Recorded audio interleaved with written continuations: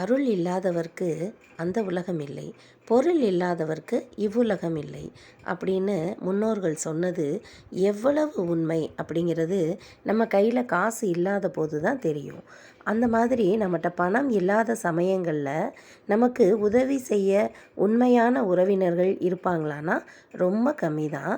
அது மட்டும் இல்லாமல் நம்முடைய பணம் இல்லாத ஒரு நிலையில் தான் நம்முடைய உண்மை உறவினர்கள் யார், நண்பர்கள் யார் அப்படின்னு நாம் தெரிஞ்சுக்கலாம்.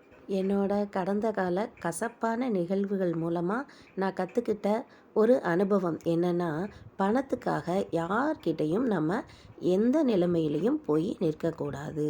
அப்படிப்பட்ட ஒரு நிலைமை எனக்கு கொடுக்காத அப்படின்னு நான் கடவுள்கிட்ட வேண்டிப்பேன்.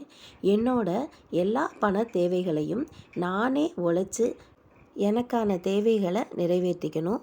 அது இல்லாமல் எனக்கான சின்ன சின்ன ஆசைகள், யாருக்காவது நான் ஏதாவது கொடுக்கணும்னு விரும்பினா கூட அந்த பணத்திலேருந்து தான் கொடுக்கணும் அப்படின்னு நான் விரும்பினேன்.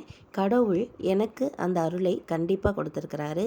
உங்களுக்கும் அப்படிப்பட்ட ஒரு அருள் கிடைக்கணும்னா அபிராமி அந்தாதியில் வர்ற 54வது பாடலை தினமும் பாடுங்க.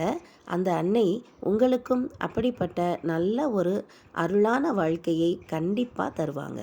வாழ்க வளமுடன்.